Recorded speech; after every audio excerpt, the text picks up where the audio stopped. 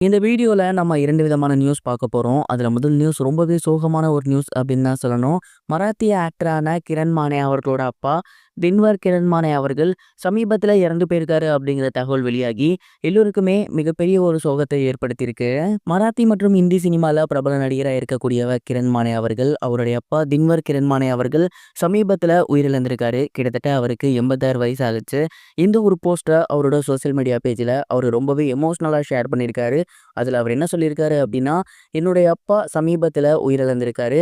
அவருக்கு கடந்த சில வருடங்களாக அம்னீசியா ப்ராப்ளம் இருந்துச்சு. அதற்கான ட்ரீட்மெண்ட்டும் எடுத்துட்டு இருந்தோம். இந்த ஒரு நிலையில் உடல்நலக்குறைவு காரணமாக அவர் இறந்து போயிருக்காரு.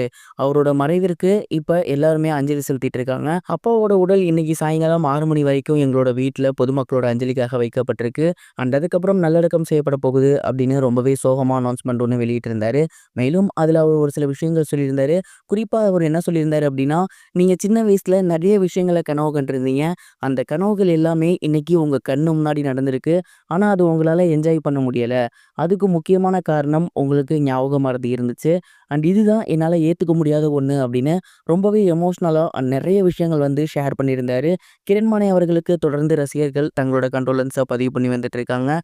திரை பிரபலங்கள் எல்லோருமே கிரண்மானே அவர்களோட அப்பாவோட மறைவுக்கு தொடர்ந்து தங்களோட கண்ணீர் அஞ்சலியை செலுத்தி வந்துட்டு இருக்காங்க. இது ஒரு புறம் இருக்க, ஆக்டர் ராமராஜன் அவர்கள் சமீபத்தில் ஒரு இன்டர்வியூ கொடுத்திருந்தாரு. அந்த ஒரு இன்டர்வியூ இப்போ சோசியல் மீடியால ரொம்பவே வைரலா போய்கிட்டு இருக்கு.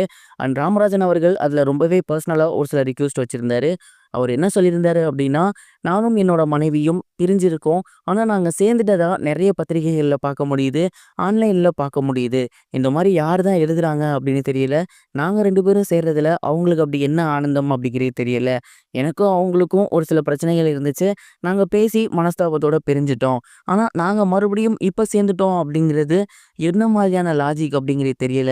ஒருவேளை நாங்க சேர்ந்தாலுமே அத நாங்களே சொல்லப் போறோம். ஆனா நடக்காத ஒரு விஷயத்த ஏன் இப்படி பேசுறாங்க?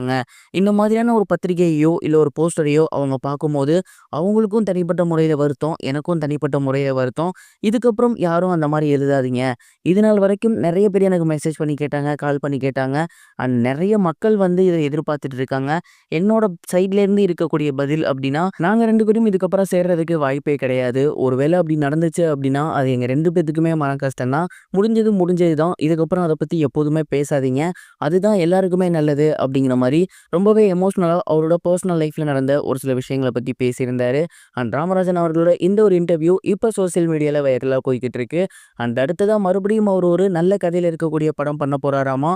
அதற்கான அறிவிப்புமே கூடிய சீக்கிரம் வரும் அப்படிங்கிற மாரி அந்த ஒரு இன்டர்வியூல ஷேர் பண்ணியிருந்தாரு. இதுவரைக்கும் கனெக்டிங் டிவிக்கு சப்ஸ்கிரைப் பண்ணனா மறக்காம சப்ஸ்கிரைப் பண்ணிக்கங்க. உடனடி அப்டேட்ஸ் பெறுவதற்கு நோட்டிஃபிகேஷன் பெல்லையும் கிளிக் பண்ணிக்கங்க.